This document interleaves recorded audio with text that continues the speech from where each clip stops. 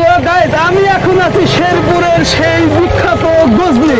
সবুজ পাহাড়, শান্ত বন, সীমান্ত ঘেঁষা টিলা আর প্রকৃতির এক অপ্রতিম সৌন্দর্যের জেলা আমাদের শেরপুর। বাংলাদেশের উত্তর প্রান্তে সবুজ পাহাড় আর নীরব প্রকৃতির কোলে লুকিয়ে আছে কত সম্প্রদায়ের মানুষের জীবনযাপন। এখানে বসবাসরত মানুষের জীবনও প্রকৃতির সঙ্গে গভীরভাবে জড়িত। পাহাড়, বন আর ভারতের মেঘালয় সীমান্ত ঘেঁষা জীবন, গারো, কোচ, হাজাং, বানাই সম্প্রদায়ের ভাষা, ঐতিহ্য, সংস্কৃতি সবকিছু মিলিয়ে শেরপুর এক অনন্য পরিচয় বহন করে। আজকের ভিডিওতে আপনাদের দেখাবো বিখ্যাত গজনি বন, সেই সাথে শেরপুরের আসল সৌন্দর্য। তাই ভিডিওটি শেয়ার করে সম্পূর্ণ দেখার অনুরোধ রইল।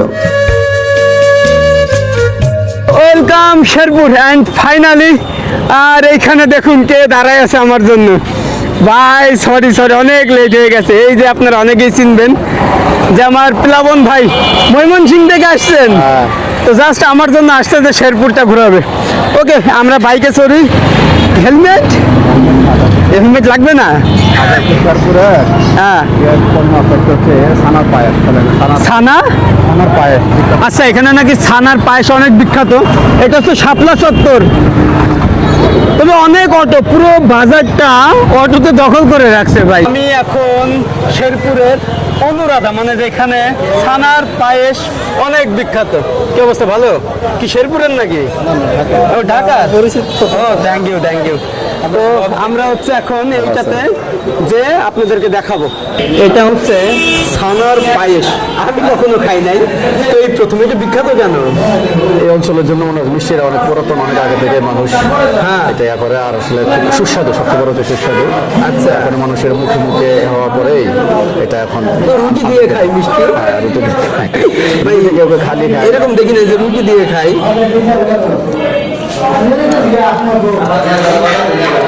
টেস্ট আছে। এবং দোকানের নাম হচ্ছে অনুরাধা, যে সুধীর চন্দ্র দে। আসলে আপনি দেখবেন যে বিখ্যাত মিষ্টির মালিকরা হচ্ছে হিন্দু ধর্মাবলম্বীরাই হয়। আমি যখন ইন্ডিয়াতে পড়াশোনা করতাম, আমি ইন্ডিয়াতে 4 বছর ছিলাম, তো এরকম অনেক রকমের মিষ্টি খাইতাম ভাই, এত টেস্ট। এই মিষ্টি ব্রিটিশ আমল থেকে জমিদাররা উপহার হিসেবে কলকাতা নিয়ে যেত এই মিষ্টি, পায়েস। যার কারণে হচ্ছে এটা আন্তর্জাতিক স্বীকৃতি, জিআই পণ্য হিসাবে স্বীকৃতি পায় শেরপুরে। আচ্ছা, শেরপুর আসলে অন্তত এই মিষ্টি একবার পায়েসটা না খাওয়া গেলে একটা অপূর্ণতা থেকে যায়। আচ্ছা, তো আপনারা আসলে অবশ্যই এটা ট্রাই করবেন। এরপরে আমরা যাব হচ্ছে গজনি। এখানে আরো অনেক কিছু আছে, শেরপুর অনেক কারণে বিখ্যাত। তো এই যে আমাদের এই দোকানের মালিক, আপনার নাম কি হচ্ছে? সুধীর চন্দ্র দে? না, ওটা আমার বাবার নাম। আচ্ছা, এই দোকান কত সালে হয়েছিল? দোকান প্রায় 70 বছরের উপরে হবে। 70 বছর? ভাই রে ভাই, তাহলে একবার ভাবেন যে আমার মামাও আমার ভিডিও দেখে, আমার ভিডিও দেখা হয়। যাক, ভালো লাগলো, বাট আমি খাবো না, আমি মিষ্টি খাইলাম না, আমি ওটা শেষ করেন, আমি এখানে বলতেছি মানে অফ দ্য ক্যামেরা, ওটা ওই বিষয় না, খাইতে হবে এটা আপনার তরফ থেকে। আচ্ছা, মানে শেরপুরের মানুষ দেখেন ভাই এরকমই। আসলে শেরপুর জেলা একসময় কিন্তু জামালপুরের সাথে ছিল, তো এরপরে আপনার 1983 সালে শেরপুর জেলা হয়। তবে এই জেলা কিন্তু ময়মনসিংহ বিভাগের জেলা। ময়মনসিংহ বিভাগে হচ্ছে আপনার 4টা জেলা: শেরপুর, নেত্রকোনা, জামালপুর এবং ময়মনসিংহ।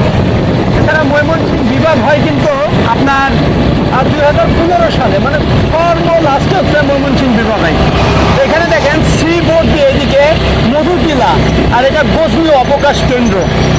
আমরা হচ্ছে এখন শাপলা চত্বর একদম সেন্ট্রালে, এরপরে গজনিতে যাবো। তো সব কিছু দেখছে আজকের ভিডিওতে। ওকে, লেটস গো। শেরপুর জেলা উত্তরবঙ্গের এক অনন্য জনপদ, খাবার, ভাষা, সংস্কৃতি আর প্রাকৃতিক সৌন্দর্যে ভরপুর। 1984 সালে শেরপুরকে পূর্ণাঙ্গ জেলা হিসাবে ঘোষণা করা হয়, যা ময়মনসিংহ বিভাগের অন্যতম একটা জেলা। ভারতের মেঘালয় সীমান্ত ঘেঁষা এলাকা হয় এর গুরুত্ব অনেক। পাহাড়, বন ও নদী ভিত্তিক অর্থনীতি, আদিবাসী জনগোষ্ঠীর বসবাস ও সাংস্কৃতিক বৈচিত্র্য দিক থেকে শেরপুর গুরুত্বপূর্ণ একটি জেলা। এখানে বিখ্যাত ছানার পায়েস এছাড়া ভাপা পিঠা শীতকালে খুবই জনপ্রিয়। পাহাড়ি ও গ্রামীণ খাবারের ঐতিহ্য অনবদ্য। এই জেলায় বিভিন্ন সম্প্রদায়ের মানুষ বসবাস করলেও তাদের মধ্যে রয়েছে পারস্পরিক সম্মান, সহনশীলতা। ধর্ম ভিন্ন ভিন্ন হলেও তাদের মানবিক সম্পর্ক, প্রতিবেশী সুলভ আচরণ ও সামাজিক সহযোগিতা একই সুতোয় গাঁথা। শেরপুর শহর ঘুরে আমরা চলে যাই গজনি অবকাশ বনের দিকে। এটি শহর থেকে 30 কিলোমিটার দূরে অবস্থিত। যাওয়ার পথটি আরো রোমাঞ্চকর সবুজের সমাহার। আমরা শেরপুর থেকে রওনা হলাম গজনি অবকাশ কেন্দ্রের দিকে। এবং শহর থেকে 30 কিলোমিটার দূরে অবস্থিত গজনি।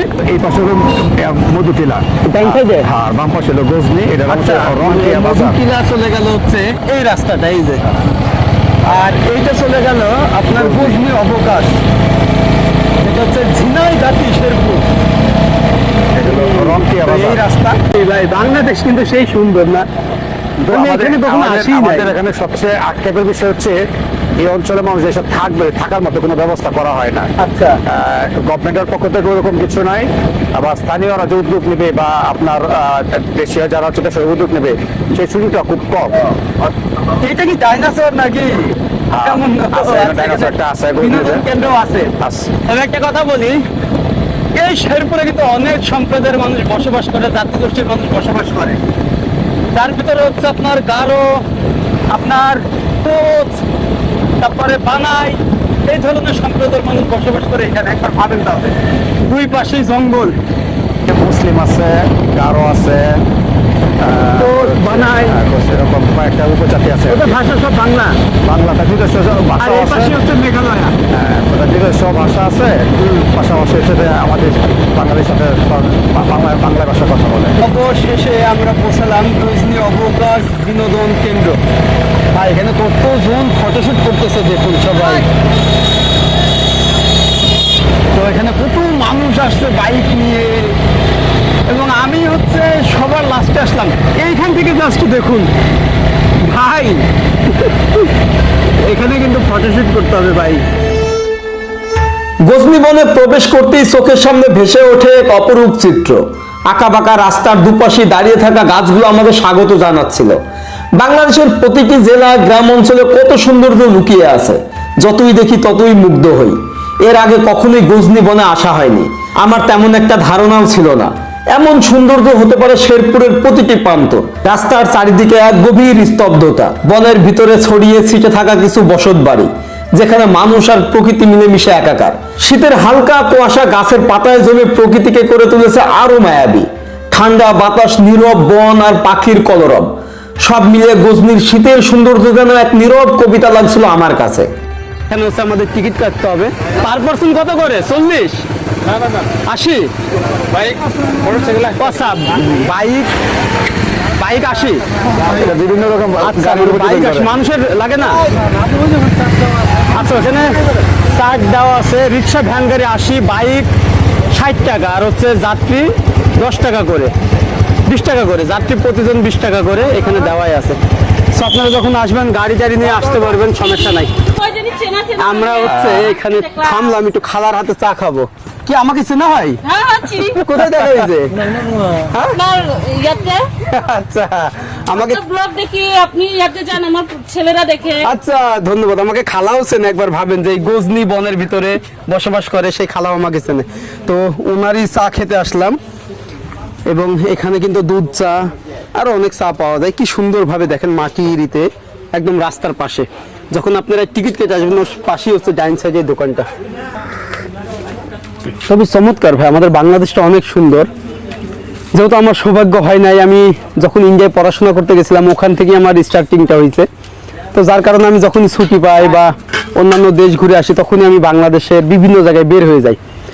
তো অ্যাট লাস্ট আমি চলে আসলাম এই গজনিতে, মানে শেরপুরের নাম শুনছি অনেক, আর আমি জানতামই না যে এটা শেরপুরের দিকে। ভাই টাকা দিয়ে দেন। আবার আসেন। হ্যাঁ, আবার আসবো।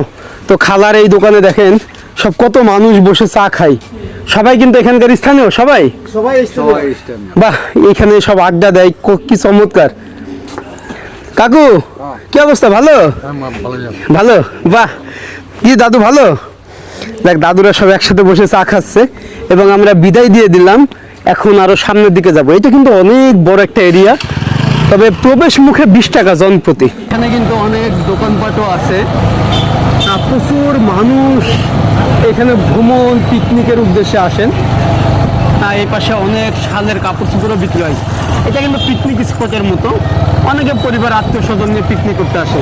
হচ্ছে এরকম ড্রাগন, বিশাল বড়।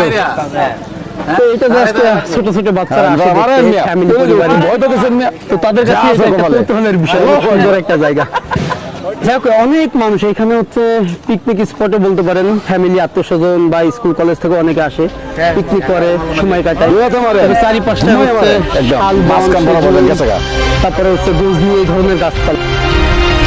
ভারতের মেঘালয় সীমান্ত ঘেঁষা গজনি বন প্রকৃতির এক অনন্য আশীর্বাদ।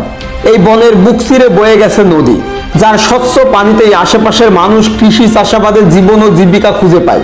নদী, বন আর মানুষের বসতবাড়ি এই অঞ্চলকে করেছে আরো প্রাণবন্ত। এর পাশে মধুটিলার সৌন্দর্য, সবুজ টিলা, খোলা আকাশ আর নীরব প্রকৃতি মিলে এক অপার মায়া ছড়িয়ে দেয়। কখনো কখনো ভারতের দিক থেকে কাঁটাতারের বেড়া পেরিয়ে বুনো হাতির আগমন এই বনকে আরো রহস্যময় করে তোলে।